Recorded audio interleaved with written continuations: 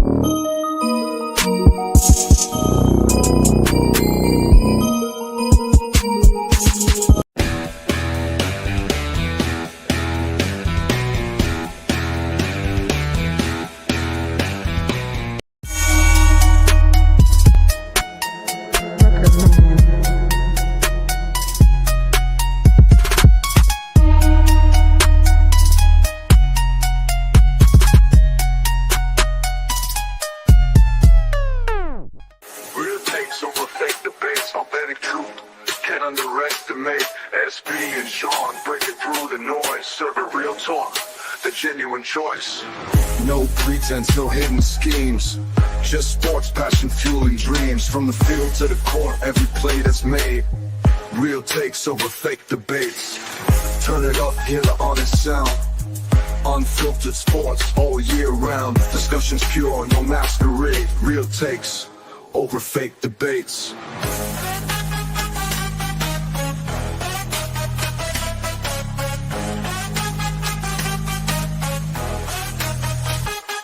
Turn it up. Over fake debates. Real takes over fake debates.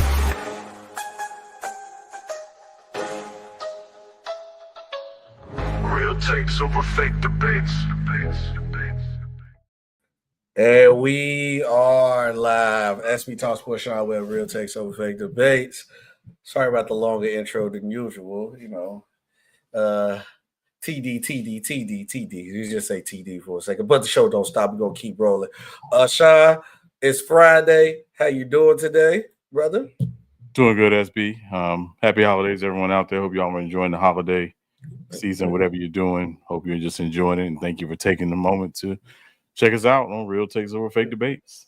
100%. Ever take us out. Sorry for you guys missed the show of Monday. SB has been under the weather for the past couple of weeks, and if y'all haven't seen anything, SB has been under the weather, but we back in action, and we're gonna get the stuff that you like from us, from me and Sean, our takes and everything. We got a lot of things to talk about in today's episode, Sean. But we gotta start the show with some breaking news, sad breaking news at that, but we gotta jump.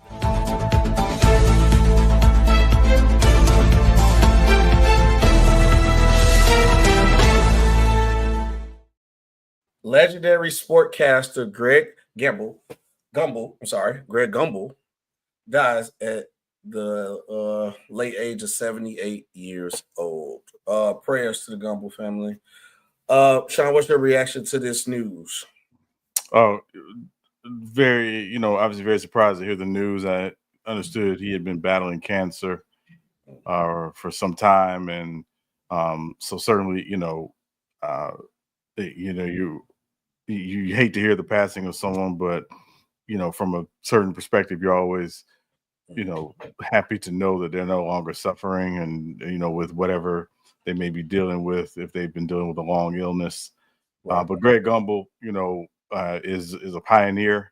I know we use that term probably too loosely, but he was a pioneer. He was the first, African American announcer to call play-by-play for a major sports championship when he called Super Bowl 35, in 2001. And, so, when you think about that type of stuff, but also just his ability to balance being not just someone who could call games, but also someone who would host studio shows. So he hosted, obviously, their NCAA tournament, that's the men's, March Madness, with Charles and Kenny and Clark Kellogg, and obviously worked on the CBS NFL on CBS show as well.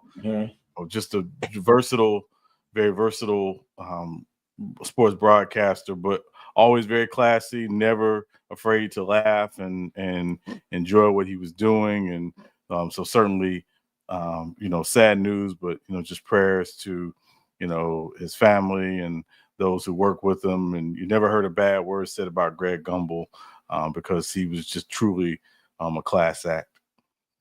I'll coming in like the sports world, and like you said, Greg Gumbel was like, that's a legendary name. And I know in the day and age that we in now, we do just throw around like the pioneer name, but no, he's definitely one of the forefronters of pushing that great.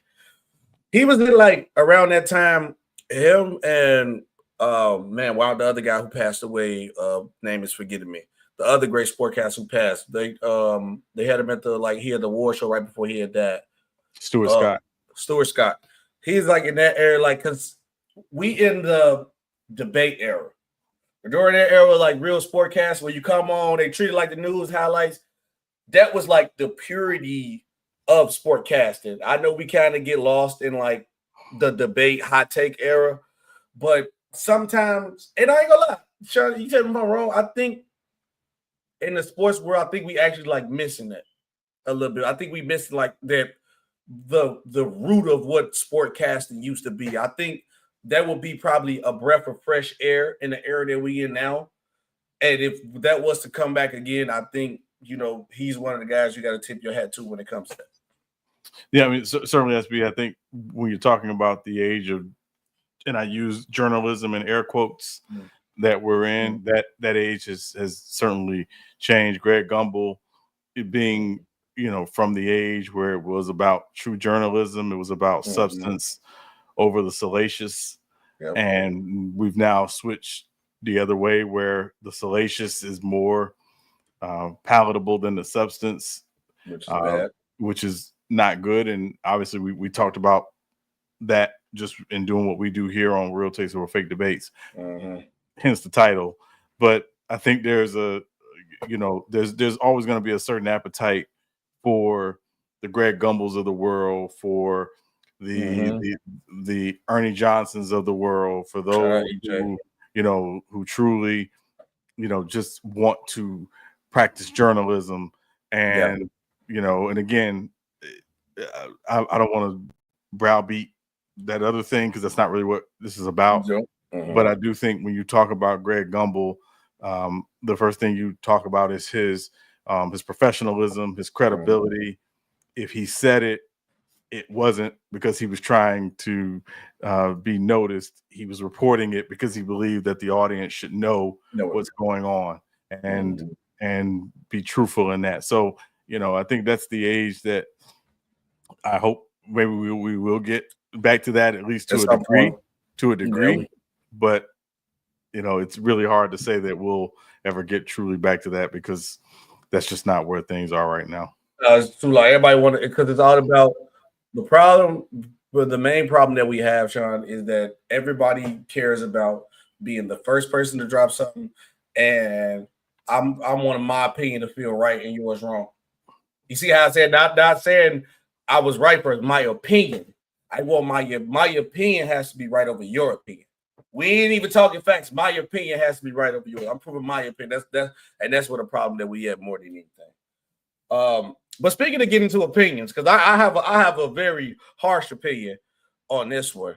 I don't know, should I drop the breaking news sounder again for this one too? You might as well. Okay, might as well. Okay, we got to talk about this because this I have a very.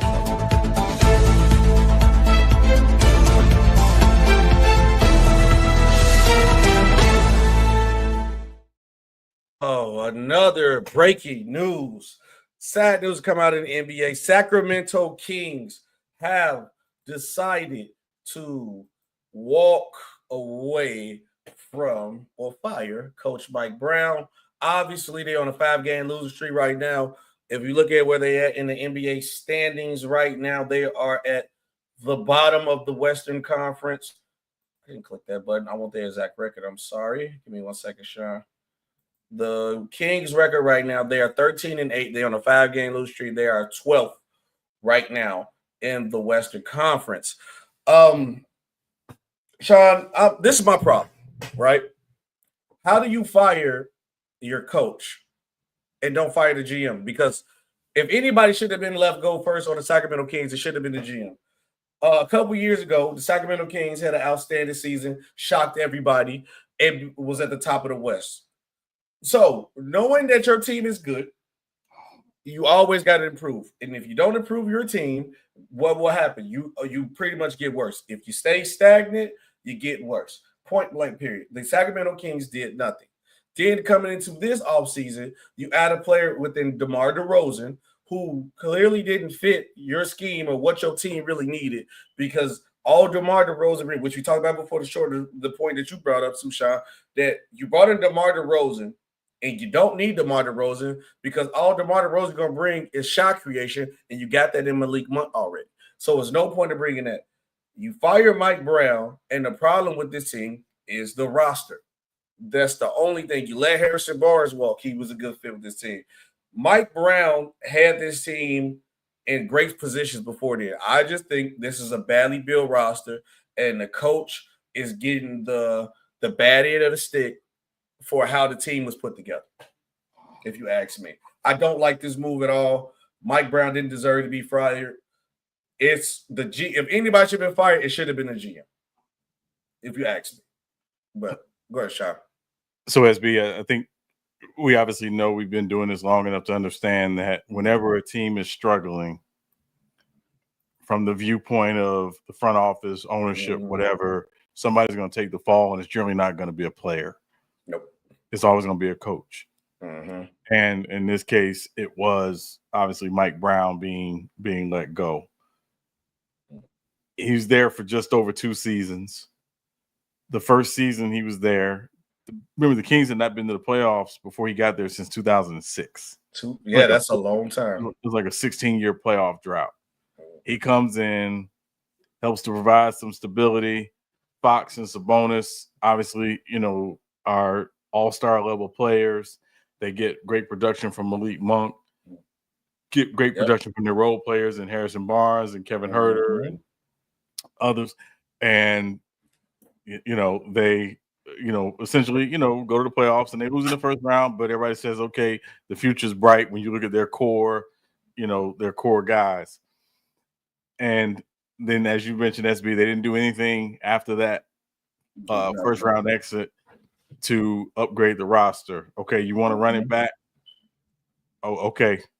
But everybody else around you is making moves and trying to improve their roster, and you're not doing that. So I think that's part of the problem. But I think the other piece of it is, and I don't know who necessarily made the call. A lot of times when a coach gets fired, it's ownership saying to the front office, and in this case, Monty McNair, the GM, do something. And the do something is often fire the coach. You just gave Mike Brown an extension this offseason and a pay raise this offseason that took him to the 26-27 season. So he's supposed to be your coach at least through 2027. And you essentially say no. And part of it is because you realize you had a really good coach, but also, again, to your point, SB, they brought in DeMar DeRozan.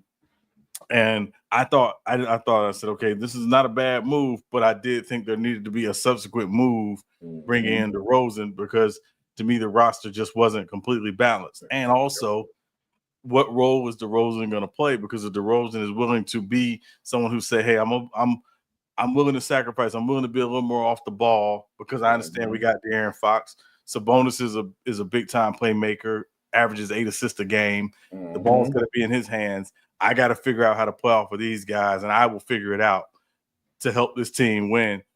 If that wasn't the mentality coming in, then I don't think DeRozan was necessarily the smart move for them.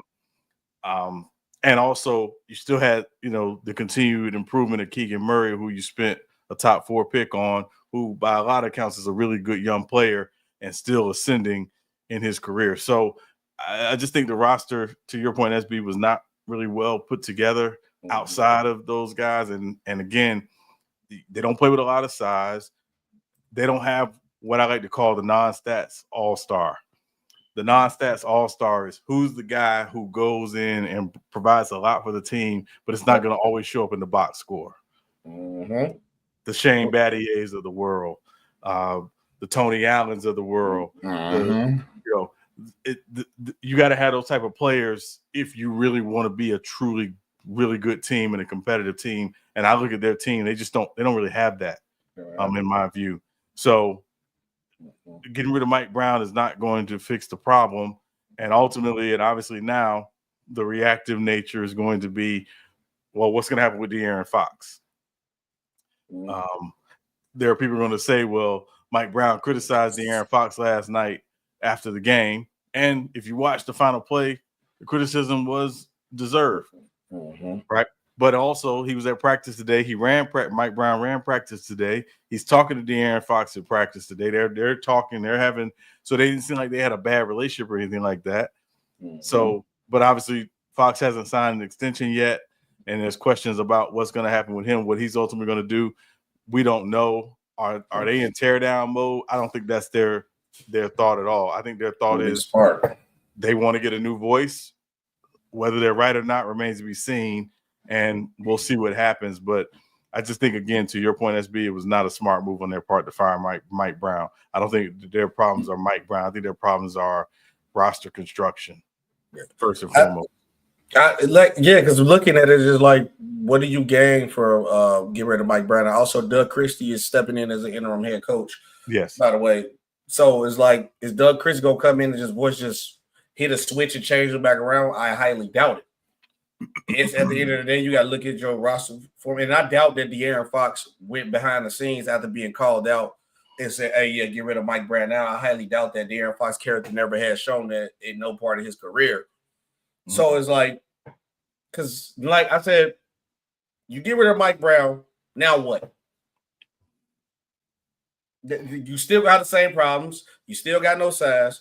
You still got stuff going on with DeMar DeRozan, who was not going to change his game, who won his shot when he won his shot. So now you got y'all running a slow pace. You run a slow pace offense with a fast paced team. Because at the end of the day, you just needed a guy. You got DeRozan. You need a guy to create a shot. You got that in Malik Monk, and De'Aaron Fox is already developing that. So it's like, and he's got way better at that too. By the way, I should say. I think you got to look in the mirror as a GM and stop using the coach as a scapegoat and say, I'm looking at this roster. I did a bad job. It don't fit together. And it just make it as simple as that. And that'll make it so much easier. But we still don't, since we're on the NBA, obviously Christmas has passed. We got an NFL NBA beef when it comes to the Christmas Day stuff.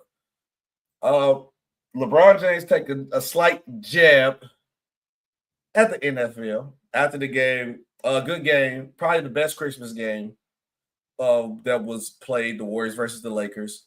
And the Lakers came out with the win. Austin Reeves with the game winner. LeBron James at the end post-game interview said, hey, NFL, Christmas is our day. Now, Sean, I got a little thing to show you here. From what these ratings look like, it looked like Christmas Day belonged to the NFL on this Wednesday. Both games brought up to 24 million views in. That's only on Netflix, by the way. Only on Netflix. The NBA, Knicks Spurs, 4.5 million. The 76ers, 5 million. Timberwolves, 4. The Lakers and Warriors, which got in the most views, 7. And then the Nuggets did 3 million. Now, Deshaun, this is the problem that LeBron has to understand and the NBA has to understand. They do have a problem on hand. But first, before we get into what's the problem on hand, what was your reaction to LeBron's comments, and was LeBron wrong? I mean, we traditionally associate Christmas Day with the NBA. Yeah. Right? Just like we associate Thanksgiving with the NFL. Yep. But sometimes you get Marlowe. And what I mean by get Marlowe is the NBA has built up Christmas Day. You know, they built up Christmas Day, and Marlowe came in, and Marlowe being the NFL, and came in and said, well, now you done built it all up. We need it. We need it. Thank you. And that's literally what happened. So the NBA got Marlowe, and sometimes you get Marlowe. Now, the NBA also understands, and this is where I think where the conversation gets interesting, right? The NFL games at this stage of the season have far more importance than the NBA games at this stage of the season. That is true. So the stakes were there. So I believe that's part of why when you saw the games that were on and some of the numbers is those games all had playoff implications. And those games then also had 3 marquee quarterbacks and Sierra's husband. So at the end of the day, you wow. No, I mean, oh my God. I'm just being honest. I'm just being honest. Not a marquee quarterback anymore. He's just not that anymore. Still a decent quarterback, but just not marquee at this point. Okay. So I'm being honest. It's just what it is. Let's just call it what it is. Denver's paying them $85 million not to play for them. That's so I'm just leaving that at that. So, at the end of the day, the NFL knew what it was doing when it made the schedule. The NFL understood what it was doing by putting those teams on Christmas Day and also having those teams play in other games on Saturday. They understood what they were doing. And the NBA, if you notice, SB, what time was the Lakers Warriors game was later. Later. It was after the NFL games. That wasn't an accident. That wasn't an accident. So, and I think people really have to understand that the NFL is the king. They're the big dog. The numbers show it. They're the big dog. Now, the second part of it is the quality of the games. The NBA games, from a competitive standpoint, were better than the NFL games from a competitive standpoint. The Chiefs-Steelers game was pretty competitive, and then by like midway through the third quarter, it started, it's clear Steelers not winning this game. That Timberwolves game wasn't competitive. I give you that Knicks and Spurs, and that Lakers and Warriors carried. Lakers and Warriors was competitive, and even the Nuggets Suns game was fairly. Yeah. I mean, it wasn't like but the point is that just from an overall competitive standpoint, the NBA games were more competitive than the NFL game. But here's where the lines are drawn. the NFL does have to fix this issue. And this issue is the short week games cannot be this bad. Yeah. All right. We just saw 2 games on Christmas Day that, again, that Texans game wasn't even competitive. Ravens, no. And obviously we talked about the Steelers and the Chiefs. But then we saw a Thursday night game last night where the score was 9-6. Chicago's trash. These short week games have to they got to figure out a way to fix these short week games, particularly if you're going to put short week games on holidays and marquee days. The Thanksgiving Day games weren't very good. Now, the Bears-Lions game got good in the second half. Yes, it did. But it didn't start out that way. The Cowboys-Giants game was a mess. The Dolphins-Packers game was a mess on Thanksgiving. All these teams playing on short weeks, they're going to have to figure this out. Particularly, again, if you're going to have these games on holidays and you want, to really own the viewership of those games, they got to figure that out. But that said, Christmas, it was your day. It is no longer your day because the NFL ain't going nowhere. Again, you got Marlowe. They're not going anywhere. Yeah, so it was 6-3. Oh, 6-3. I'm sorry, it was 6-3. 6-3. Oh, yeah, 9-6. I knew it was like thank you, 6-3. Yeah, it was no scoring. So so that's a problem. Try to just subscribe, Victor J too, by the way. Yeah, LeBron, and this would have probably come in where Christmas ain't your day no more. The NBA depended on a 40-year-old man and a 36-year-old another man, who one guy is 1 year away from retirement, and the other guy is probably 2 to 3 years away from retirement. And understand that. You depended on that. So what are you going to do when the NFL like Sean brought up a good point? They're going to fix their formula now. Because now they went from like, if Christmas Day was on our day, we going to play on a Thursday, Friday, Saturday. We're going to have a Christmas game. Now they had a mass. They don't care if Christmas on a Tuesday. They're going to play. So the NFL is going to fix their formula. And when they fix their formula, you know who you going to see? And so instead of like they fixed the formula now, it probably would have been like Lions versus Eagles. Ravens game versus Chiefs game that was early in the season. Oh, that would have been on Christmas Day. So now what you gonna do when you got one of the two best offenses in the league playing each other on one side, and you got 2 of the best quarterbacks playing each other on the other side? Oh no, let's even make it better. Let's give a rivalry and let's go Josh Allen versus Patrick Mahomes. Oh, now during this whole time when we building up, we bringing back all the playoff battles that they had. What are you gonna do then? Now and then also during that time, you got no LeBron, no Steph Curry, no KD. Who you gonna put on the screen to save y'all? Bad enough to play, and people are already complaining about the play. So it's like, NBA, what are you going to do when the stars that you depend on in the NBA put themselves in a bad situation? The older stars that you depend on are gone. What are you going to do? Because the NFL is built off team. People will still watch the game no matter who's on the field because it's about the team. Bears fans watch the game. Still bad. It's about the team. Only time they care about the play on the football field, I'm going to be honest with it, it's the quarterback. Who is their quarterback? They don't care if Patrick Mahomes got Kareem Hunt, Pachenko, or Sean Webb behind them. They're going to tune in and watch that game. So NBA versus NFL Christmas is going to get real shaky for the NBA.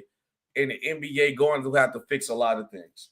I would say this as be really quick, just to that point, add to that point. Next year, Christmas Day falls on a Thursday. The NFL already has Thursday night football. I think it's very possible you're going to see 3 Christmas Day games next year. Oh, yeah. Here's where I think they're going to have to figure this thing out.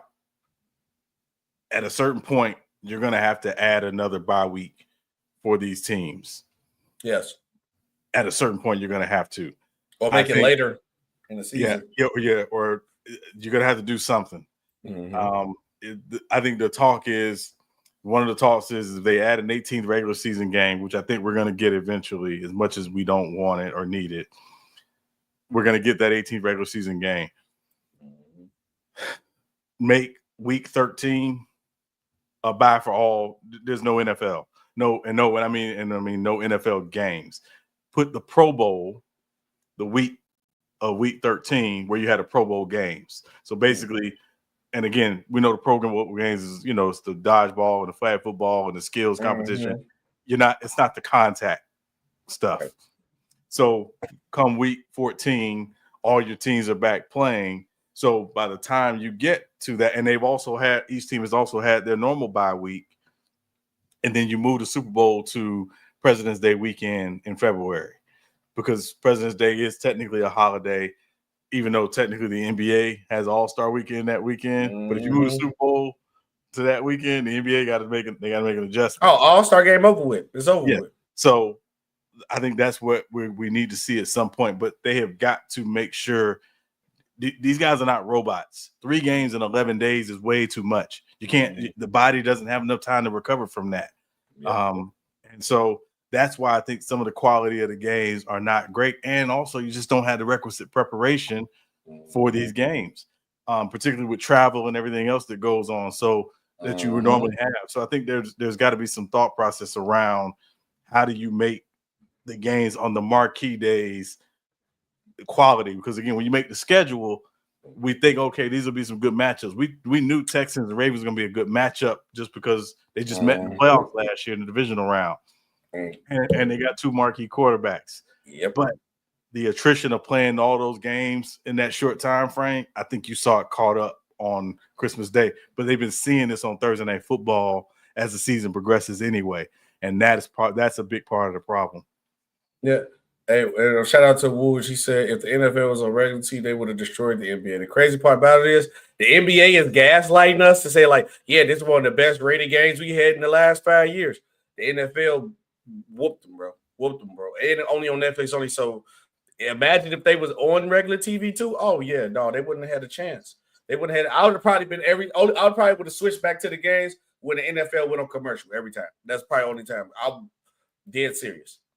But Sean, the NBA does have a problem. It ain't just the NFL going on Christmas Day. That's one, because they just add on more and more problems. But the NBA does truly have a problem while the ratings being down.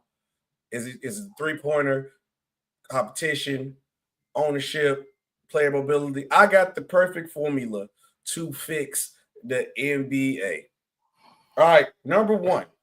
And I'm not saying this because y'all are just these snipers shooting 3-point line, three-point guys, because we seen the game where y'all missed 75 threes. But we got to move the 3-point line back. We got to move the 3-point line back. Move it back further so we can get rid of the analytics telling people that taking the 3 is better than the midi. So now we're going to move the 3-point line back. So unless you one of those elite snipers, I still want to move back further enough where we still got like the quarter 3, but I think if it's even a couple inches more back, make it even deep, because everybody don't supposed to be shooting them super deep 3s. Move the 3-point line back so we can get more inside action. Also, we need to penalize the refs for being over controlling on the game. We get unnecessary techs, unnecessary ejections, false calls. So I think the refs should, just how players get penalized and fined, I think refs should start doing that too. Because I seen this year a player got attacked by telling him, hey, yelling at the refs to get him to understand there's something on the floor that they were trying to avoid getting injured. You know what I'm saying? Get the spill off the floor. I think the refs need to control. We need to bring back team fandom, because it's too much team fandom and team rivalry. It's too much individual player fandom. So it's like it's 82 game season. Your favorite player not going to play all 82 games, Sean. But now if you only watch this team for one person, and every say if a guy, your favorite player Joel Embiid. So pretty much you only going to watch half the season because of Joel Embiid ain't playing. I'm not watching. So we got to bring back team fandom, where people get people to be fans of the team no matter what. And a part of the reason what you can do it is you need to drop the salary of if you leave the team that you currently on max contract. I think that will help it more. Like, so if I don't know how much the percentage is dropping out, I think it should be lower. Lower the max contract salary if you go to another team. We got to try to keep guys at the same situation with the same team so we can get these rivalries, so we get people to be fans of the team consistently. I think that's a start, and I don't know what else you could really do to add on to that, but I think bringing back true rivalry, two team rivalries, and team fandom, that'll be another step. Also, we got to end.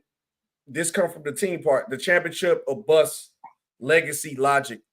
And the reason why I say the championship or bust legacy logic, because that opened the door to player mobility. And we have seen players who did the player mobility thing and ruin their legacy or make a sacrifice for a reason, like a James Harden, because they told me if he don't win no championship, his legacy is bust, even though James Harden's a top 5 shooting guard of all time.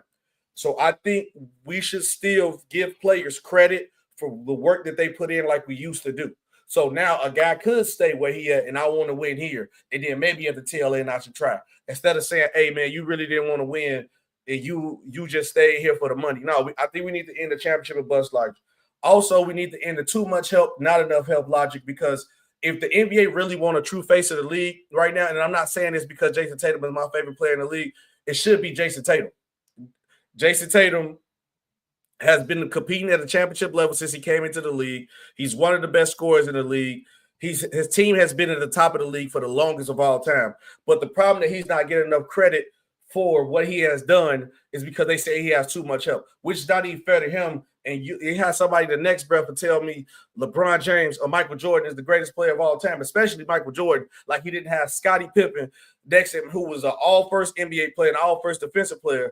Then he had Dennis Rodman as the greatest rebounder of all time, and nobody never told him he had too much help. You had Shaq and Kobe, known as one of the greatest players of all time, and they both played with each other, and they had a nice, solid teammates around them. And then also, I want to end that not enough help logic too, where it's like, where a guy, you making excuses or why guys lose because he's not enough. I think we should just end the not help logic. We got to end that all, because then we can actually truly appreciate a guy for what he is doing right in front of us. And last but not least, build and protect new stars. I thought the whole point of the NBA is out with the old, in with the new. The NBA has always been like that. Always been like that. We just seen players like Jamal Crawford show he still had the ability to play. Dropped like 50 on one of his last couple games. The league got about him because the young guys need to play. Why are y'all still pushing LeBron, Curry, and all these guys? You need to force feed us all these new stars. We shouldn't even be worried about LeBron, Steph, KD, AD. You should be pushing Ant. Well, Ja did it to himself on Ja, so I have to Ja different story. Ant-Man, Tatum, the Lucas, the Giannis's. You need to push these guys in the forefront. Force feed them to the people. And then also, I hate to say it, and maybe this will help more like a guy like an Ant-Man. We might need to, I know Adam Silver has been on that. I want every team to compete, every team be good. But maybe if you got to get a new star, you might have to force feed and force build a big market team. I think another to get a true star, you need to go throw them in New York. And I'm not saying this just because I'm a Bulls fan. Throw them in Chicago, maybe in LA. You have to, if you truly want a star that's going to carry this league when LeBron, Steph, and them gone, you got to build up another big market team. So my end formula is move the 3-point line back, penalize the refs, bring back true team fandom, rivalry, end the championship of bust, knock on people legacy, and that too much help so you can stop criticizing players, build and protect your new stars, and also force feed a big market team so you can get your star. That's my formula, shot. I think that will fix the NBA. So, SB, I think that's a very interesting list. I won't comment on everything that you said because again, that's a separate podcast in itself. We can do another episode on it. We can bring it back. But I think there are a couple of things to seriously think about. The NBA problems did not start yesterday. In my humble opinion, they started 32 years ago. What happened 32 years ago? 32 years ago, we had the Dream Team.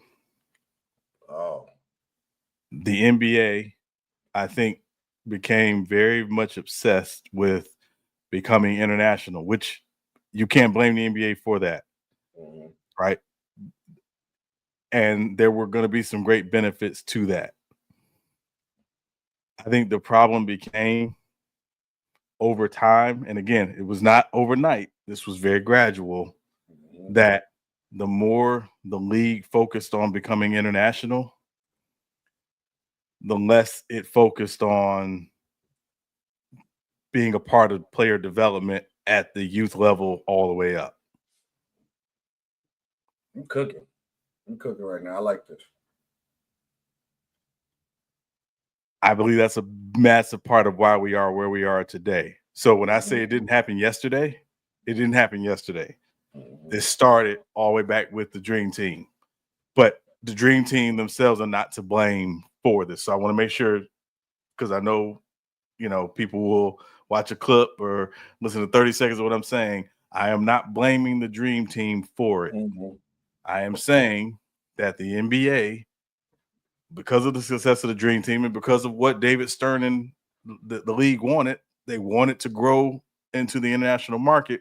There was nothing wrong with that, but not at the expense of the American game, the American basketball player, the youth. And again, I think the more it did that, the less the focus became about being involved with the development of players at the youth level all the way up. So you think they internationalize American sport? We need to go back to American style.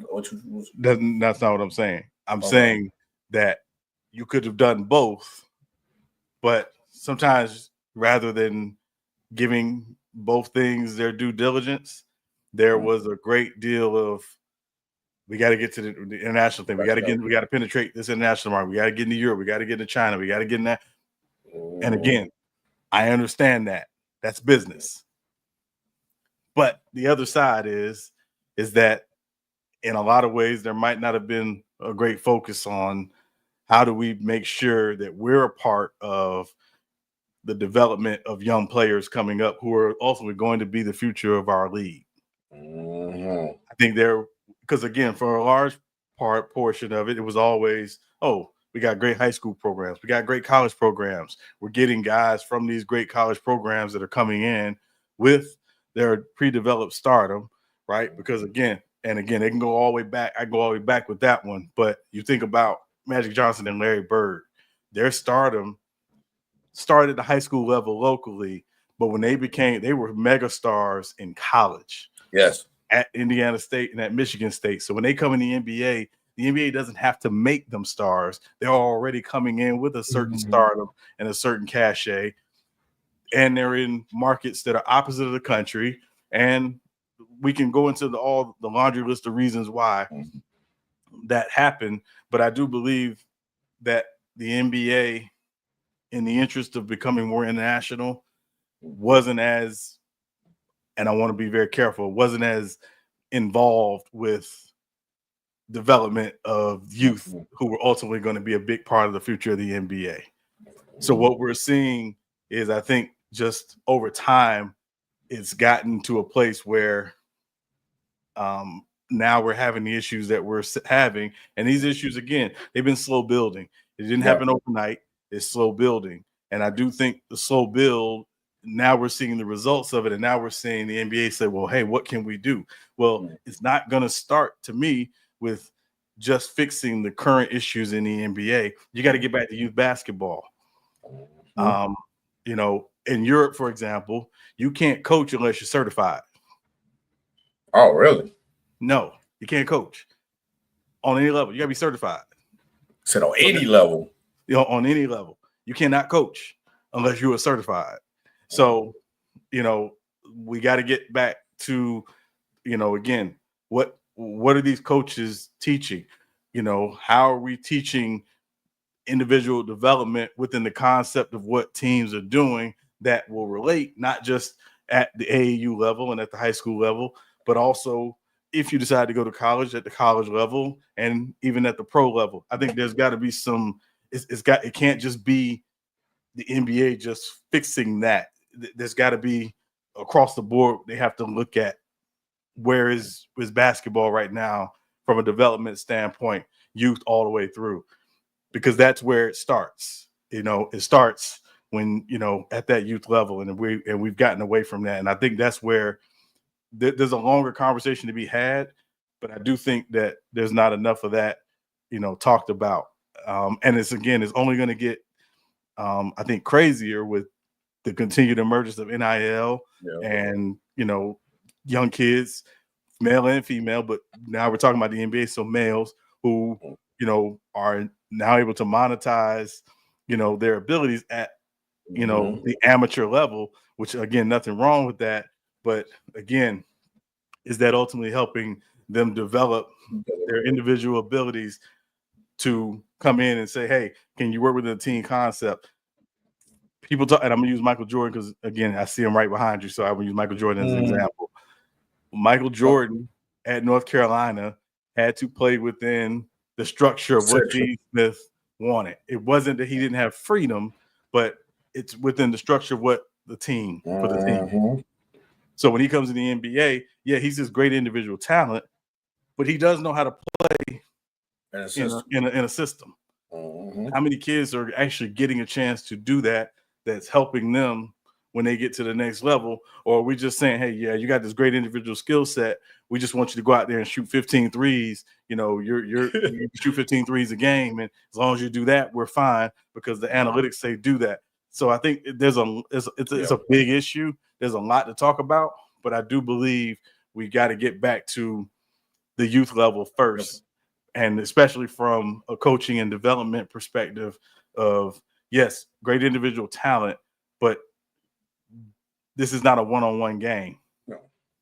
No. So I think we got to get back to that. Shot, it's harder too, because what we've been talking about, glad you brought in NIL. Because now if you do that, the player's gonna be like, well, I'm gonna leave then. I'm just gonna leave. And that's another problem that they have now. I feel like people are, I ain't gonna even say scared to be coached. People are avoiding to be coached now. But also, I believe coaches are scared to coach now. When we talk about not NBA level, because NBA, your job, well, I ain't gonna say your job secure because that'd be petty to say after we just said Mike Brown got fired. But about your job security, your player security, because you can lose players easily like that within a year. Any other thing. But speaking of that, since you want to talk about that, and I actually like your point about the international and American. Jim Larrañaga is stepping down. He is the Miami Hurricanes, was the Miami Hurricanes basketball coach. Here, listen to why he's stepping down, Sean. I've tried every which way to keep this going. And I know I'm going to be asked a lot of questions, but I want to answer them before I'm even asked. What shocked me beyond belief was after we made it to the Final Four just 18 months ago, the very first time I met with the players, 8 of them decided they were going to put their name in the portal and leave. I said, don't you like it yet? No, I love it. I love Miami. It's great. But the opportunity to make money someplace else created a situation that you have to begin to ask yourself as a coach, what is this all about? All right, Sean. That was from Coach himself. I'll let you take the lead on this one. What you got? Because I got something to say about that. So let me speak about it from two perspectives. So from the coaching perspective, there's a part of me that does understand what he's talking about. But cry me a river. You knew that this was coming. Mm-hmm. This was always coming.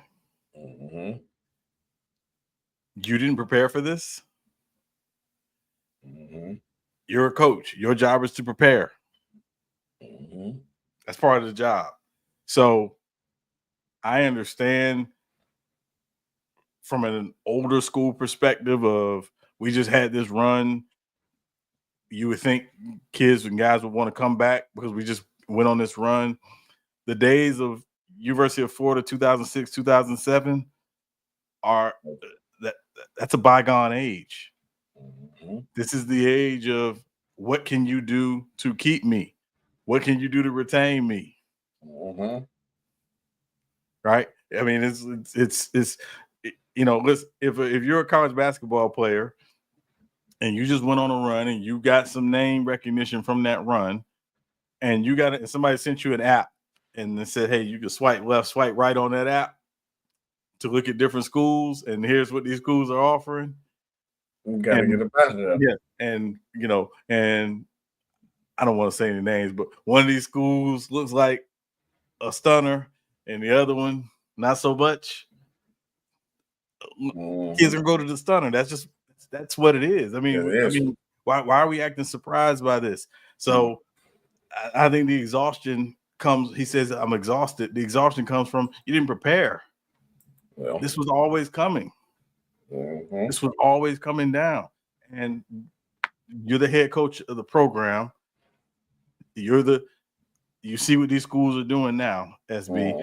They're hiring general managers, right? Adrian Wojnarowski is the general manager of St. Bonaventure. Really? Yes. Oh, you dropped the woe bomb on me on that one. I didn't know that. Yes. That's what they're doing. These schools are saying, hey, we have this pool of money, we have this pot of money, or whatever it may be. Here's what we can afford in terms of paying players and bringing players in. The schools that were more forward thinking got out in front of it, or tried to be at least right there with it. And if you didn't do that, that's I'm sorry, Jim Larrañaga. I don't feel sorry for you. And you're at Miami. It's Miami. Yeah. Why didn't you all prepare for this? When I know for a fact that the football program did. So why didn't the basketball program do the same thing? And then why you still holding on to the team name like it's Miami? Like that don't work no more in this age. Like if Alabama football team can't keep nobody no more, then you there's no holds bar for no school. Yeah. What can you do? Yeah. Now, and again, this is not because again, I do understand from a coaching perspective. We just went on this run. You got to feel good if we just went on this run, went to the Final Four. That's a major accomplishment, right? A team gets to the Final Four, it's a major accomplishment. But that doesn't sustain you. It just brings more attention. So, of course, if you're another school and you're saying, hey, Miami's got this kid, we really like him, they can only pay him $500,000, we could pay him $1 million. Well, where's the kid gonna go? Well, that $1 million, and I'm gonna start too. Oh yeah, I'm here. They need me. So that's all I'm saying. Like I think they're at a certain point they need to. You have to own that this was always coming. If you didn't do that, that's not on anybody. That's on you. That's on your program. So you say you're exhausted. The exhaustion comes from you didn't prepare, and now you're trying. And now you realize you're well behind the power curve. That's your fault. And my problem come into play at right. Coaches want people to feel sorry for them right now with the NIL stuff going on. Like you said, you didn't prepare. College sports has just become professional. It's professional sports now. Your program needs to move like it's a professional program. You can't rely on your school names. Can't rely on past champions. You can't do that no more. You have to treat it like a business. You treat it like a business plus your school name, that's a double plus. But also, coaches, when you bring another guy in to take a player place, the other player just got to sit there and just be like, oh, okay, accept it. Now, I mean, nowadays they can just leave now. But back in the day, we had guys on a scholarship, and next thing you know, you end up surprisingly get this recruit. You done lied to this one kid already and told him, hey, man, you're going to be this guy, and you end up swiping a 5-star. And now you got to tell the guy that you done been lied to his mom and everything. Oh, yeah, no, well, you got to accept your role. You got to accept it. It's just part of the game, brother. That's all it is. It's part of the game now. Everybody has to go through it. It's a business. You got to take it for how it is. Take it spade to spade, and you have to move how the game's supposed to be played. It's not checkers no more with college sports. It's chess now. You got to strategize. You got to find ways to keep people. You got to find ways to keep that money, or you got to know what the player interest is, or you need to be prepared to have a backup plan just in case a player wants to leave. You have to be prepared. So, like you said, I don't feel it sucks, and it don't suck because at the end of the day, the players are getting paid. Ain't this something like you said you prepare for? If you can't keep nobody in Miami, I don't know what else can you keep somebody at. And they getting paid a young 19, 20, 21-year-old young man in Miami and get money. No matter, like, you could double up the money, but it's still Miami too, though. But if you losing players like that, that's like you said, that's on you. I don't know what else you want to do. What else? I think honestly, if you are a coach, any coach from that past era mindset, you might as well just go ahead and leave it. Leave it now. Leave college sports now. You see, Nick Saban got up out of there for a reason. Right. And I think some of it was, again, what they were ultimately had to do is change how the program operated. Mm-hmm. Well, if the program operates in the space that the head coach is the alpha and the omega, well, that's probably not going to sustain you long term. So again, you see college football programs bringing in GMs. Bill Belichick has a GM, Mike Lombardi, at UNC. Andrew Luck is the GM of football at Stanford. So that's the model, but also you have to have an operating budget. Yep. And the operating budget is not just to pay coaches. The operating budget now is how much can we afford to pay players. Mm-hmm. And again, where college football is going to eventually, and I'm saying college sports in general, is eventually going to have to go. If you want some level of parity, there's got to be some level of regulation around it from the NCAA to AA level, and that hasn't necessarily happened yet. It's basically these schools saying, here's individually how we can operate, and this is what we can do. But there are some schools that know they can't compete with the Alabamas. They can't compete with the Ohio State. They can't compete with I'll just say the USCs of the world. It's just a different animal. So that's where I think where things have to trend if this is, again, just going to continue to be an issue. And and then also to that point, they got to you got to start treating it like a contract deal. Hey man, look, I'm going to sign you to a 2-year X amount of years, because me as a young man, as a young athlete, right? I go to the University of Miami. All right, son, we're going to give you $500,000 for NIL this year. I ball out. We go far. Ring, ring, ring. Hey, this UCLA. I like how you balled out of there. We're going to give you $1 million this year. I'm going to go get the $1 million. I'll ball out again. Man, I could possibly go to the league. Well, I'm close there, but man, I want to stay in college. Ring, ring, ring, ring. Hey, this is Michigan State. Hey, look, how much you get paid over there at UCLA? 1. All right, we're going to give you 1.5. I'm going to go over there and get the money. And they saying they need me. I'm going to go over there, especially if I'm one of them players like that. Because there's not no regulation on when I can leave. I'm always going to take the higher money every year, pay raise. And can I say this, SB? What is the difference in 8 players jumping in the transfer portal and leaving for more money versus 8 players saying, hey, we want to turn pro, whether it's to go to the NBA, go to overseas? What's the difference? Same thing. So at a certain point, again, where was the preparation? Or why coaching care about how players move around now? Do you care about the players when you get that job offer, when you go lead them and go to the league? You ain't think about the kids then? No, you took the better opportunity. Ain't nobody boo-hoo sad. Hey, no, I understand. It sucks that you leave, but hey, I can't deny you, young man. You ain't never seen that much money like that. I'm 20 years old. Somebody offered me $1 million to play for that school, and they say they need me, and I'm gonna be a heavy part of the rotation. Oh yeah, I gotta go there. I'm gone. I'm going right. there. I'm going there. I'm gone. Gotta do it. On to the next story though, Sean. We gotta go switch up to the gridiron. Browns reconstruct Deshaun Watson contract to ensure that he will be there through at least 2026. Provides cap flexibility once it has expired. I'm actually shocked that he did this. So what do you think the conversation was? Like, hey man, if you don't restructure the contract, we might possibly cut you. We'll just hold the salary. Or we know, what did Deshaun Watson walk in the office and say, hey guys, I know you gave me a fully guaranteed contract, but I wasn't playing good. So, I give the team a tax cut, a break. What do you think the true conversation was? So the restructure really doesn't help Deshaun Watson. It helps the Browns. Yes. He still gets his money though. He still is going to get the $92 million left guaranteed he has left on his deal. Mm-hmm. What I think part of the restructure was, hey, listen, and again, I think part of it is they're not guaranteeing Deshaun Watson anything except that he'll get that money.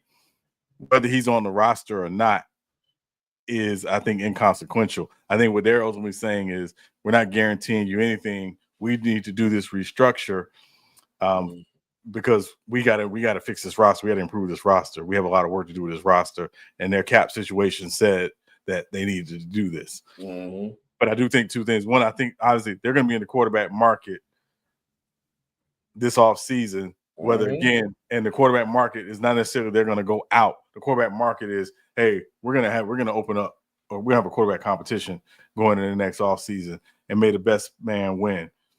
So they weren't guaranteeing Deshaun Watson anything in terms of play or what his role would be. But this restructure does help them, not just in the short term, but obviously once that deal expires, as the headline says. That's all. It's just, and again, everybody thought it was highly unlikely that he would be elsewhere next season. This, I think, again, helps the Browns ultimately, try to field a better roster than they did this year going into next season. Do you think there's a smart move for Deshaun Watson to do this or no? I mean, he's still getting his money. It's just different. He's still getting it. It's just different. Yeah. Okay. Because I was saying, as long as you get that money, you better not turn that down, Deshaun. You better not turn that down and get every penny, brother, because you ain't going to get no contract this big. NFL legend Eric Dickerson does not want Saquon Barkley to break his single record. Dickerson was also quoted about talking about it, saying he don't want to break it, and he's not tripping over that Saquon got an extra game to do it. I know you have been feeling away about the extra game when it comes to stats, because I know you feel like we should start looking at stats different because of the extra games that come in. But a shout out to E2, because it wasn't like no hating mindset with it. He was all love. He said he's still rooting for him, but of course he said, I don't want him to break it at all. So do you think Saquon Barkley will break the record? I think he like 260 yards away. So he got to at least get that in the next two games, which is highly possible. Do you think he's going to break the record? And then what was your reaction to Eric Dickerson saying he don't want Saquon to break his record? Well, the Eagles won't have Jalen Hurts this week. He's out this week. So Kenny Pickett will be starting. I think it all just depends. Now, again, I think he got a better chance, depending on how many yards he gets on Sunday, going, and playing the Giants the last week of the season, because the Giants stink, to break it. But it all depends on what he does this week against the Cowboys.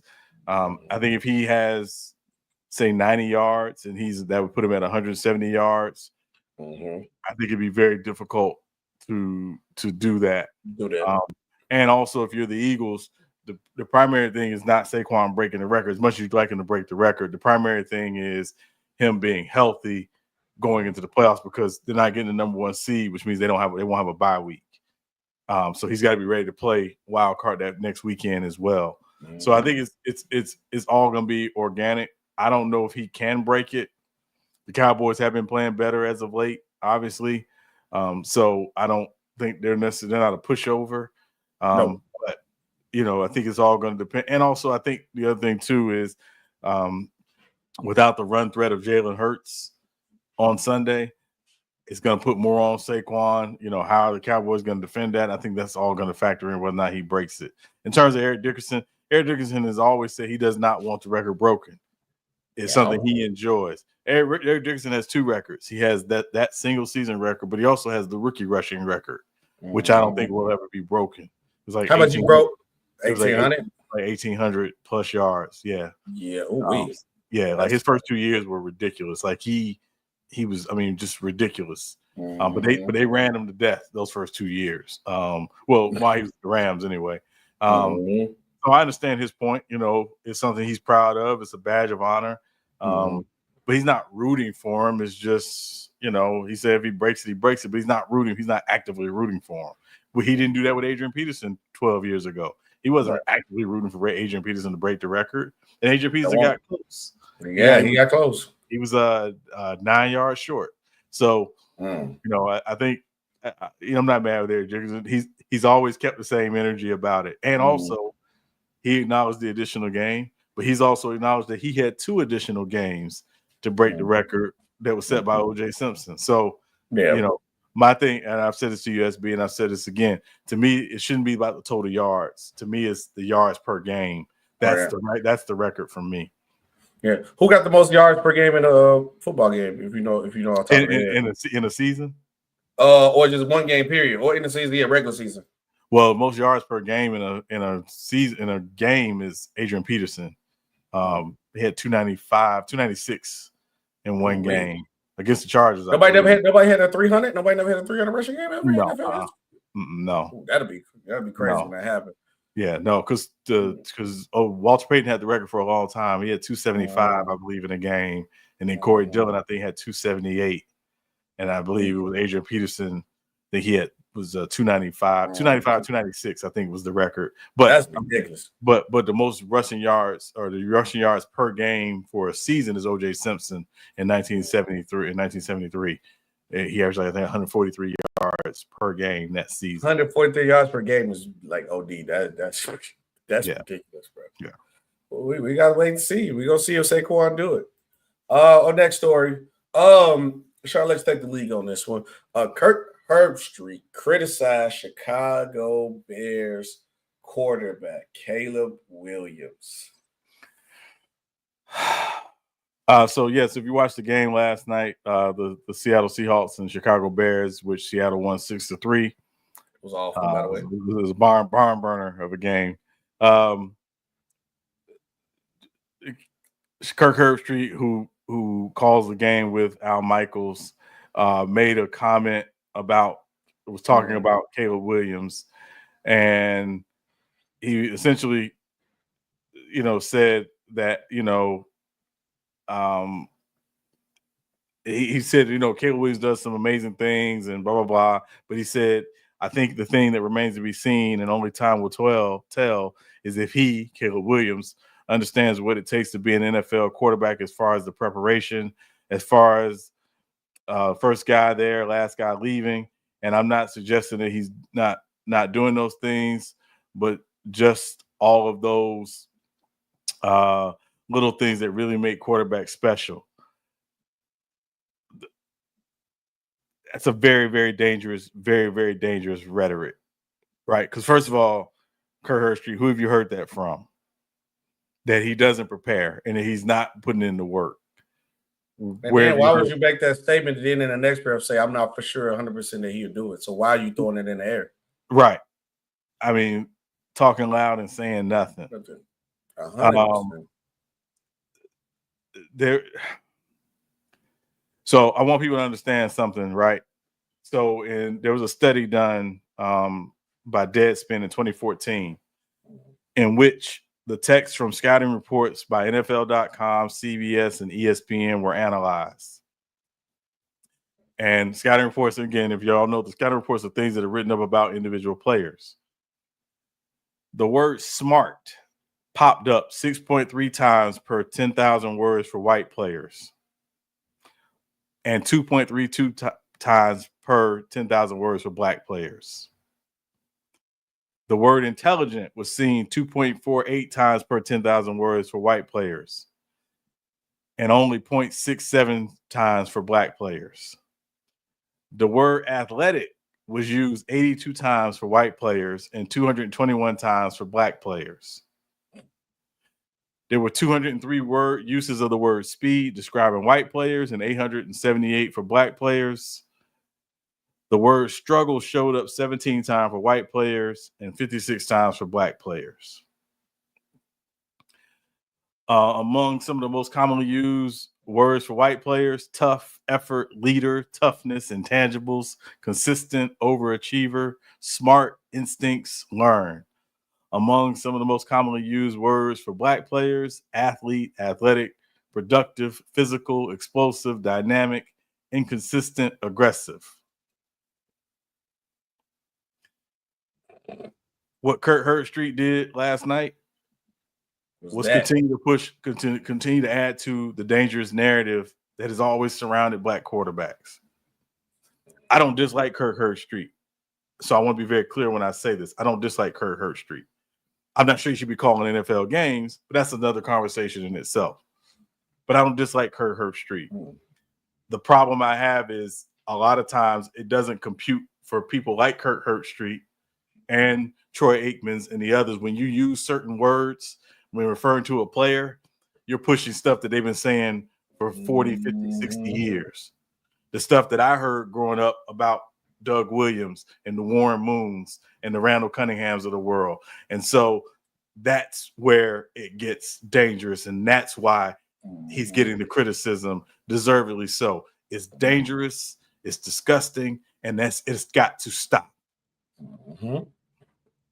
I'm looking at that, and you brought this up during the pre-show.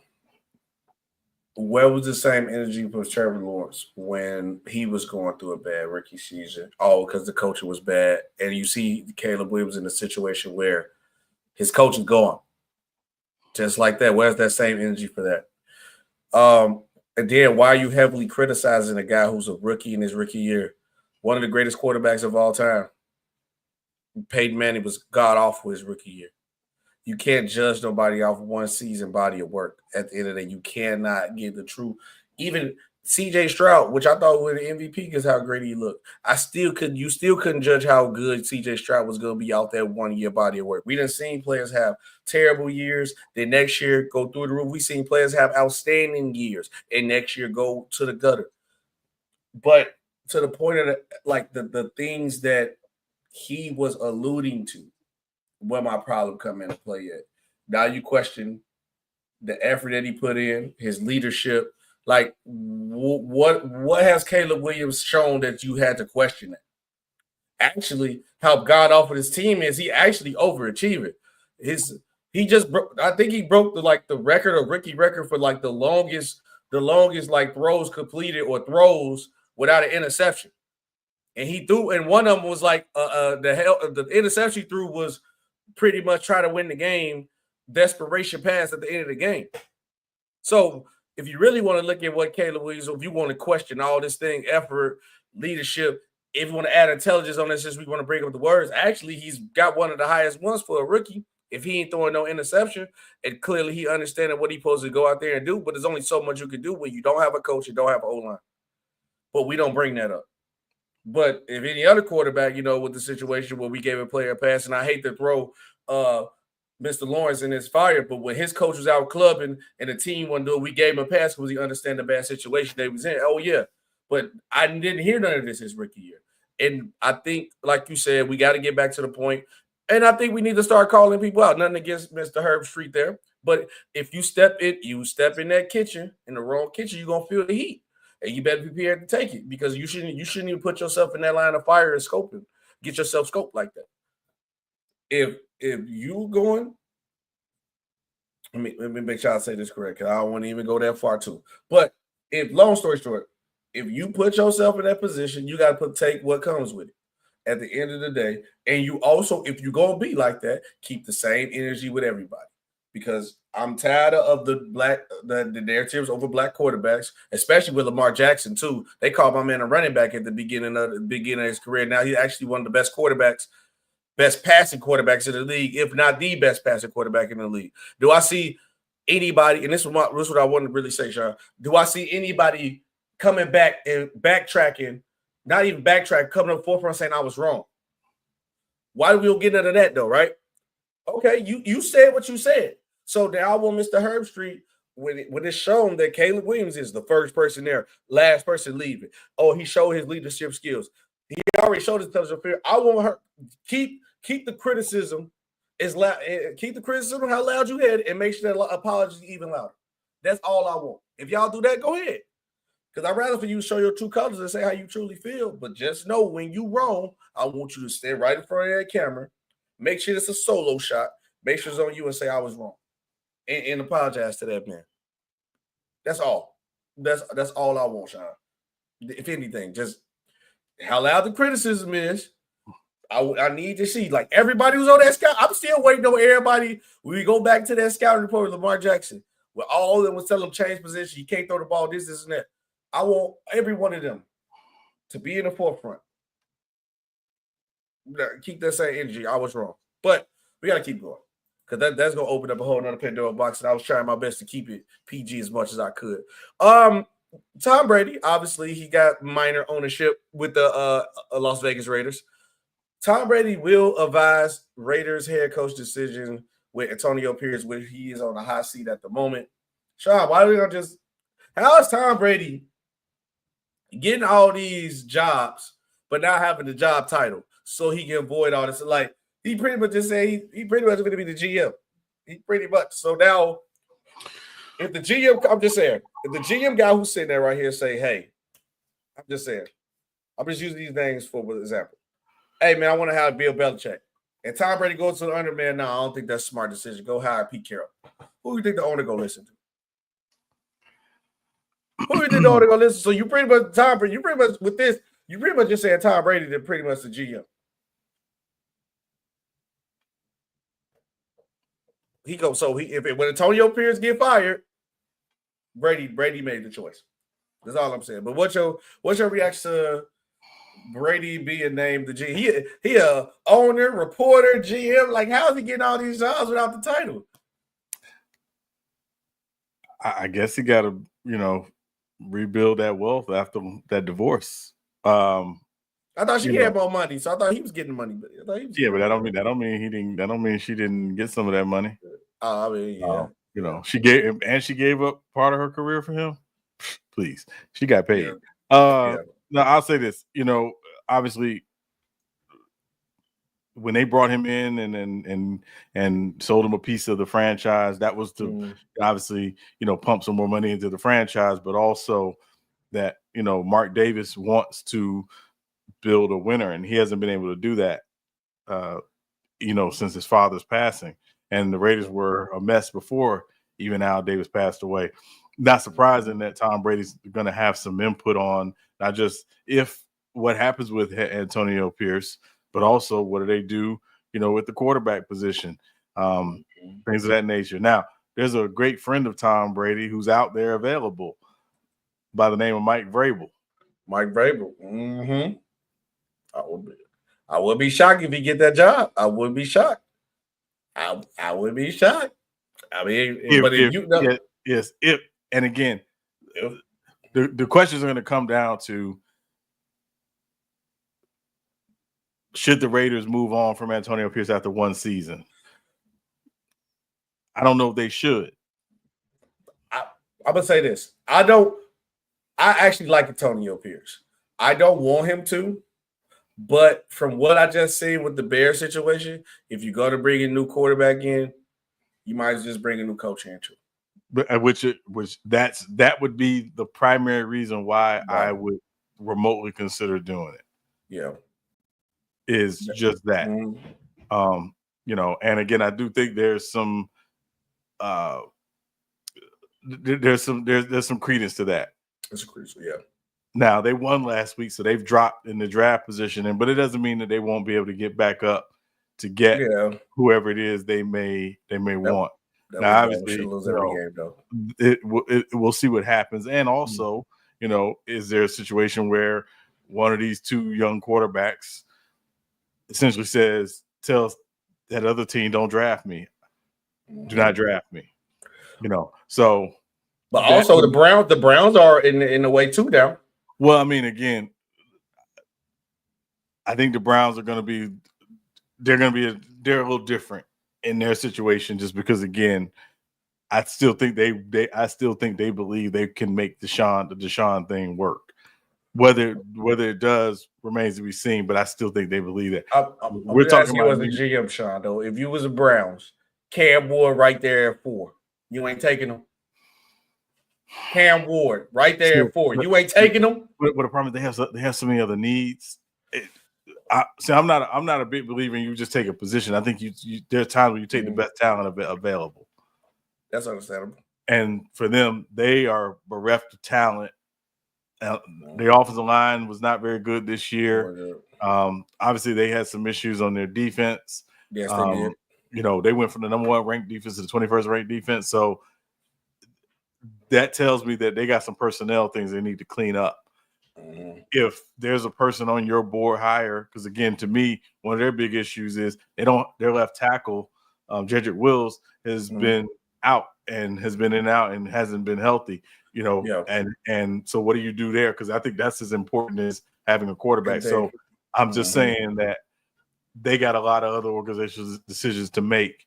And again, I don't know if necessarily getting a rookie quarterback is going to fix their issues. They got some other issues they need to clean up first. So, but we'll see. We'll see. Now, the next thing, that's what I was just saying, like Tom Brady, maybe just like, I guess when you just the GOAT, you just do whatever you want to do. Go ahead and say, vote for Sean, but the GOAT for me a quarterback.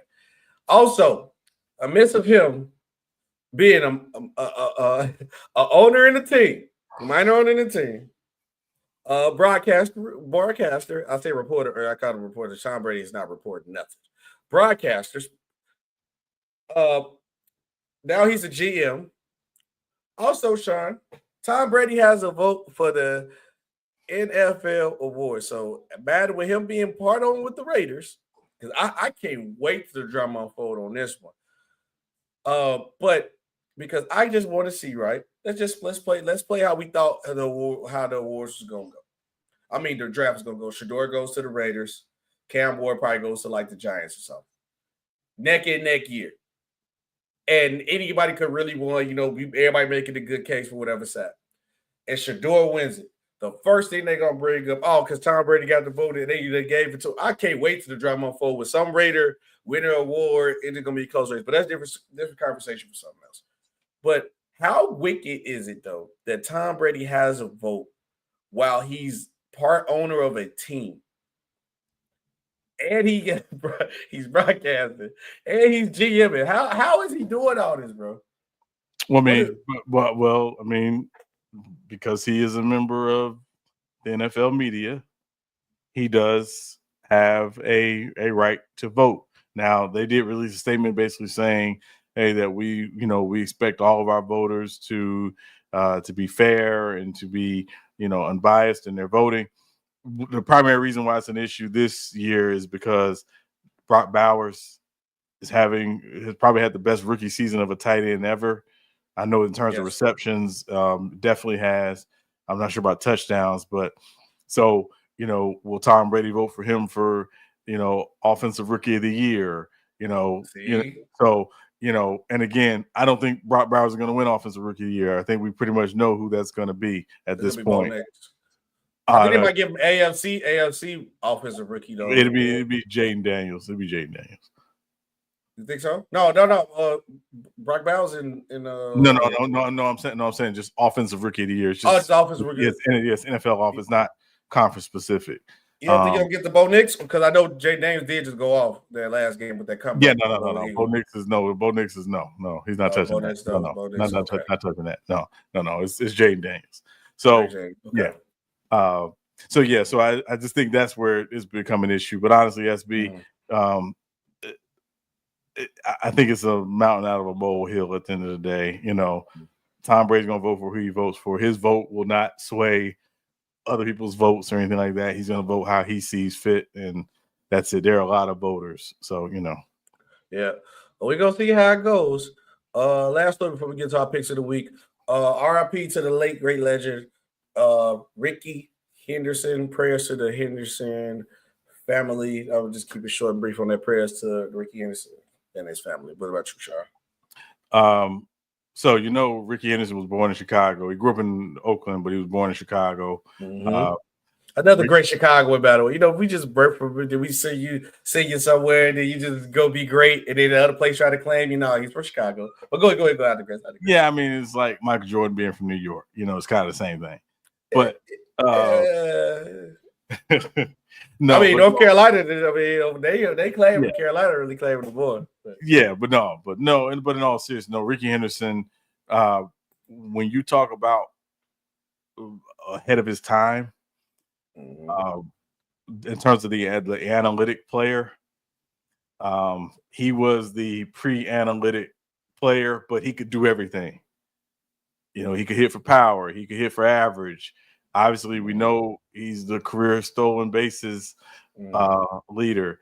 Has the most. We went crazy over Shohei Ohtani's 50-50 season this year.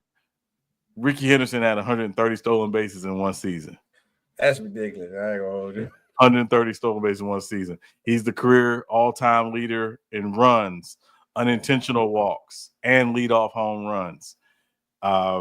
He was someone who played. We talk about LeBron playing well into his 40s. Ricky Henderson played well into his 40s and was still productive.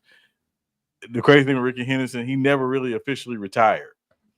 Teams just stopped calling because he was the person who always felt like he could still do it.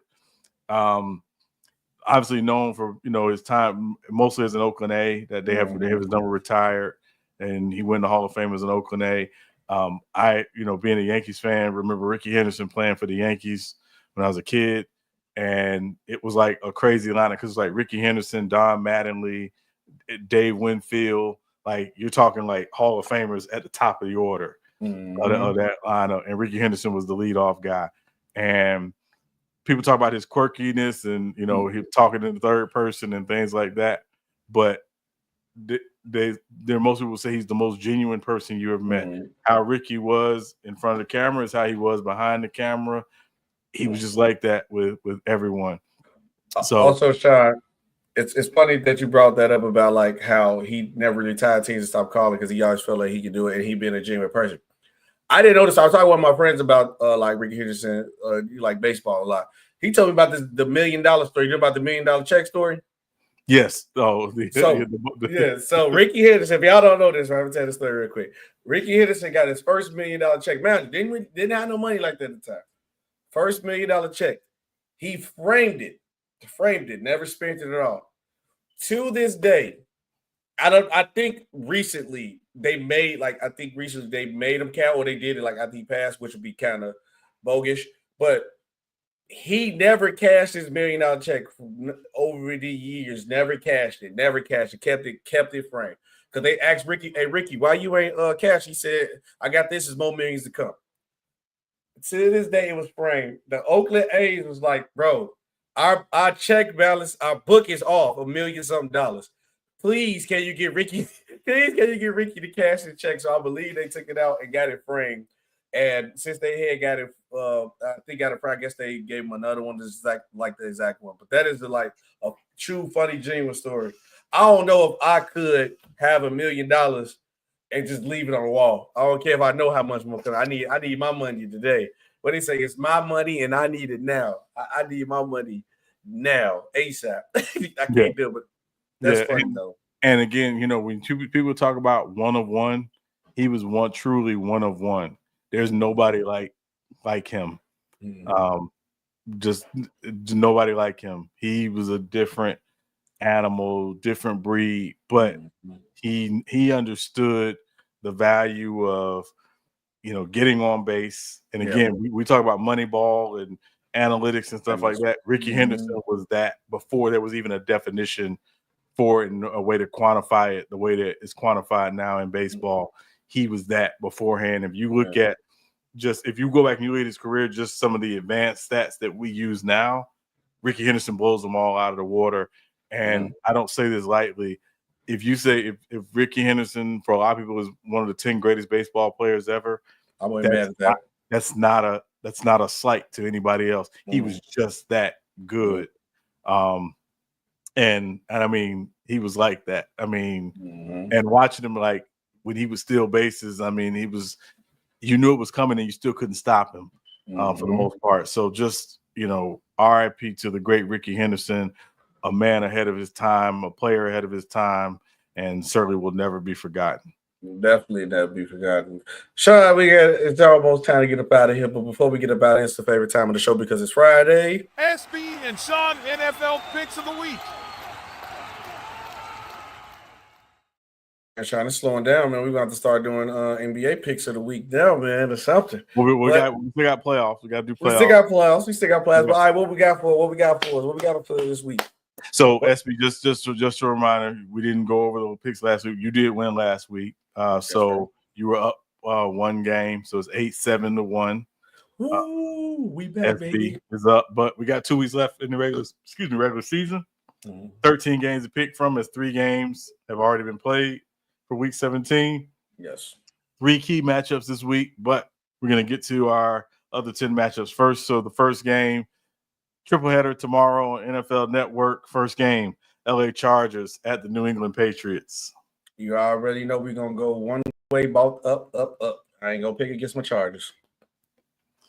Yeah, I'm going to take the Chargers. I think it's going to be a little bit of a defensive struggle, but I'm going to take the Chargers in New England by 7. Okay. Next game, Arizona at the LA Rams. I'm LA. I'm taking LA at home. The Cards would be too wishy-washy for me.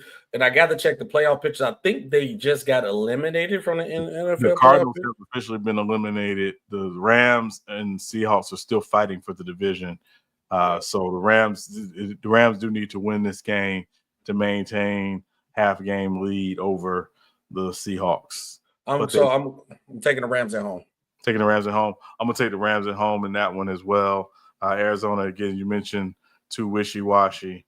Do expect them to be competitive, but I'm going to take the Rams at home by 4.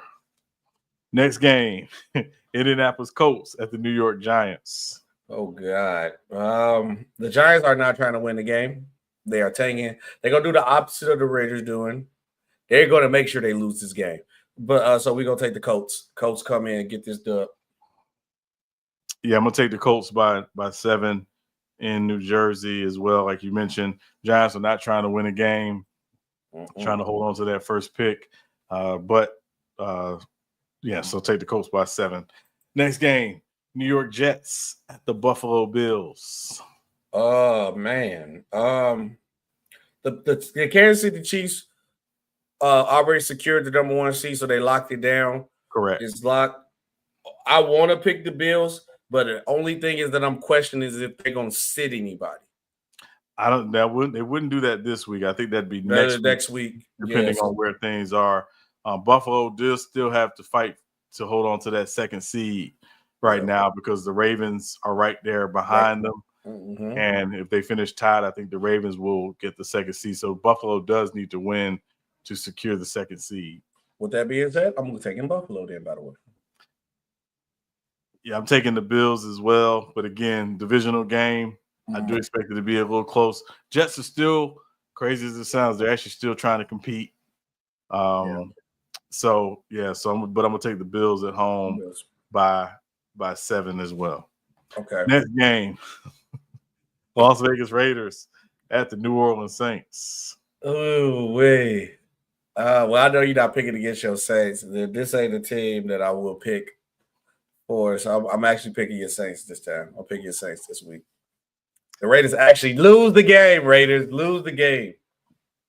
Yeah, I'm gonna take the Saints at home by 2.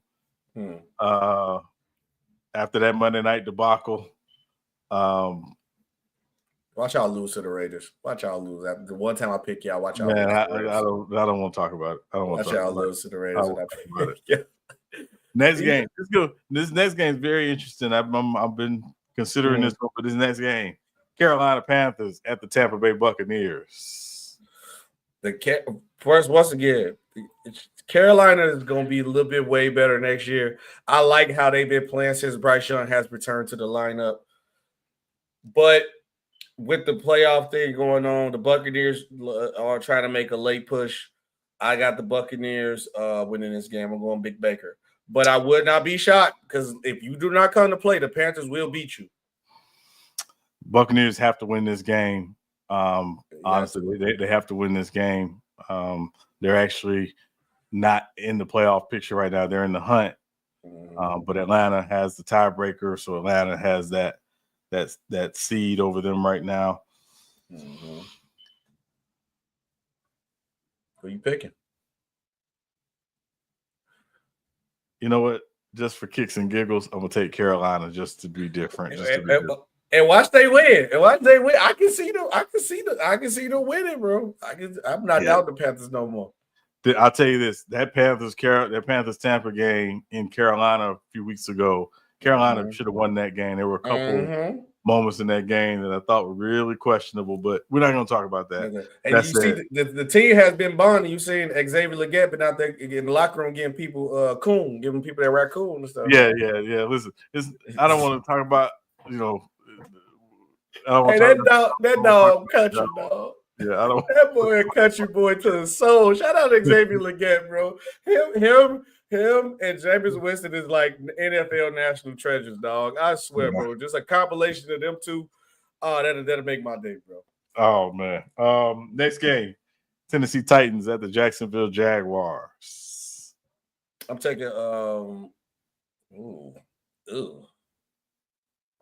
what's the name still? Trevor Lawrence still out? Yeah, he's out for the season. Will Levis still eat mayonnaise in his drinks and stuff, right? Don't he?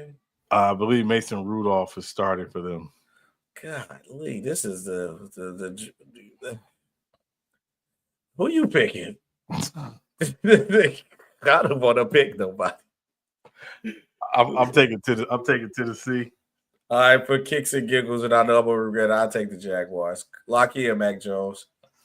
Yeah, we got next season. We probably got like a negative pick or something. This is the toilet bowl game. Honestly, because I don't see it. But we should give a one flush token a week. If it's a toilet game, we can just flush. We gonna add the flush game of the week. if you can get the sound effect, then we can do it. Oh, I got you. Say less. Look, that's all I need to hear. All right. Next game. Playoff implications in this game. Dallas Cowboys at the Philadelphia Eagles. Eagles need to win to lock up the NFC East. And no Jalen Hurts for Philadelphia. Kenny Pickett starting at quarterback. Kenny Pickett starting at quarterback. The Dallas Cowboys picked the wrong time of the season to actually play good. But they still got Saquon Barkley there. I'm going to go with the Eagles. Very close game. This game is going to be a very close game. I'm going to take the Eagles. Yeah, I'm going to take the Eagles. Eagles by 6. I think the Eagles coming off of the game last week in Washington, a little upset. They weren't able to pull that one out. They're back home. They know what they got to do. I expect the Eagles defense to play one of the best games of the season. No CeeDee Lamb for the Cowboys. He's out for the season as well. So I'm taking the Eagles by 6. Tiff, I can't bet on them Cowboys no more, Tiff. Every time they failed me. Next game, Miami Dolphins at the Cleveland Browns. The Browns out. Dolphins, I think it's Dolphins out. Yeah, no, Dolphins still in the race. Even though I still think the AFC playoffs is set, even though the Chargers and Broncos are like still at the tail end. But I got the Dolphins winning this game over the Browns. I got the Dolphins as well. Matter of fact, what's the weather gonna be in Cleveland during that time? Because the weather matters. I don't know. I'm gonna stick Miami, but if it's cold, I wouldn't be shocked if Miami beat them. I mean, the Browns beat them. Yeah, it's supposed. You just see. If it's snowing, I'm switching my pick. If it's snowing on the ground, I'm switching my pick right now. Yeah, no, I'll tell you, I'm taking Miami. I'm not confident in this pick, but I'm gonna take the Dolphins as well. Just by 3. Last game before our key matchups. Monday Night Football should have been a key matchup, but not. Detroit Lions at the San Francisco 49ers. Lions, we can move on. 49ers, it's time to pull the plug. Imagine pulling the plug right before you finna pay your quarterback a max. Imagine you got to pull the plug. Yeah, no, it's and actually, this is the Lions do need to win this game. Lions need to win to hold off eventually Minnesota for that 1 seed. So so I'm taking the Lions in San Fran by 10. So now key matchups of the week. Key matchups. First key matchup, one of our games on Saturday. Denver Broncos at the Cincinnati Bengals. This game does have playoff replications. My football man is telling me the Broncos are going to win. But division rivalry and my team is in the way of going on. I'm taking the Bengals at home. I need the Bengals to get this win, so I'm gonna take my vote with me too. So I'm taking the Bengals. My football man, they take Broncos, but I'm gonna go with Joe Shiesty and Tiffany with me too. I'm taking the Bengals. Oh, I'm taking the Bengals too. Oh, okay. I'm taking the Bengals too. I think the Bengals, they got to win this game to still stay in the playoff hunt, because they do have to play, I believe, Pittsburgh to close the season in Week 18. Yes, they go to Pittsburgh next week. They need this game to stay in the hunt. I'm gonna take the Bengals over Denver, just to make things a little interesting. So I'm gonna take the Bengals at home. Yeah, I'm gonna take the Bengals at home by 4. Next key matchup: Green Bay Packers at the Minnesota Vikings. This is gonna be a great game, by the way. This is the battle of two teams who made their playoff spot, but they'll probably be no. The Vikings, I think they solidified at 5. No. Well, at 5, the Vikings can actually move up depending on what happens with Detroit. So it depends on what happens with Detroit. Yeah, they can still technically win that 1 seed. Oh, this a 50-50 game. Who you taking? I'm taking Green Bay. You going Green Bay? I'll go Minnesota. I'll take Minnesota. Yeah, I think this is one of those games Green Bay wants to win. Yeah. If both teams, potentially will have to go on the road, obviously in the playoffs, in the wild card. I think Green Bay wants to win. This is their time to get hot. Yes. So I'm gonna take Green Bay at and you took Minnesota? Minnesota, yes. And Sean, when the playoffs finally get set, I want to have a conversation, right, about which of the NFC North teams gonna fall off next year because they gonna get their playoff schedule. Because we seen this before with the NFC lease. They was the NFC beast that 1 year. They went right back to the NFC lease. So when the playoff season is set on that episode, I want to talk about which NFC North team gonna fall off when they get that playoff schedule. I can answer that now, but we'll wait. But all right, one more game. What we got? One last game. Sunday Night Football playoff implications here. Atlanta Falcons at the Washington Commanders. Shout out Penix starting. I heard they might cut Kirk Cousins, which is crazy. Whoever Kirk Cousins' agent, we need to look him up, man. We need that boy. I need him, bro. That man is a finesse, bro. He gonna get you paid, and you doing less work. Oh man, that man top dollar. But I'm gonna take the Commanders. I'm gonna take the Commanders to win out. This game is a must-win for Atlanta. Atlanta's got to find a way to win this game on the road. I do think this game could be a little bit of a shootout. Oh, it's gonna be. I trust Atlanta's defense a little bit more than I do Washington's defense. So I trust Washington offense more than I trust Atlanta offense. Well, the problem is you think about Atlanta offenses with Kirko Chains. Penix played pretty well last week. Had a few drop passes. Yeah. One to drop interception that wasn't his fault. Kyle Pitts, you got to lock in. Yeah. Don't get me started on Kyle Pitts. Either Kyle Pitiful is what I would call him from now on. Kyle Pitiful. But that's it. I'm gonna take Atlanta on the road in this one, and you taking Washington? Yes, sir. I'm taking Washington. All right, I'm gonna take the Falcons in the Commanders in Maryland by 3. All right, that's our pick. How many different games we picked this week? We got a couple.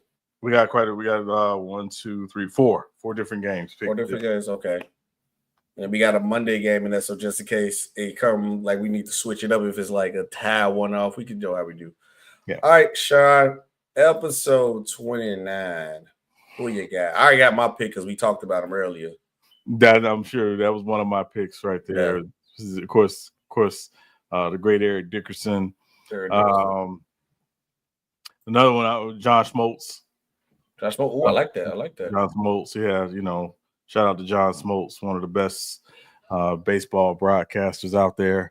And you know what? Let me go a little off I don't say a little off, but one of the best safeties of the last 15 years. I don't know if he's going to get in the Hall of Fame or not, but Eric Berry.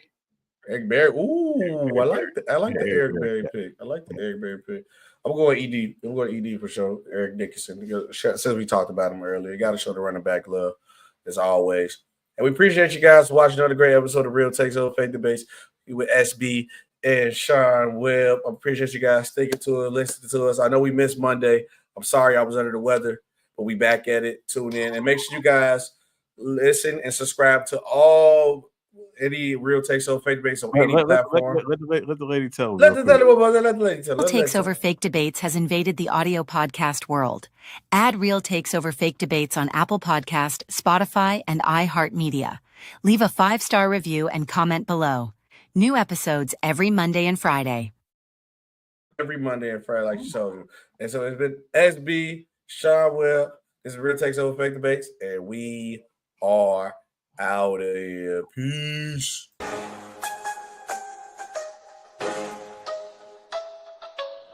Real takes over fake debates.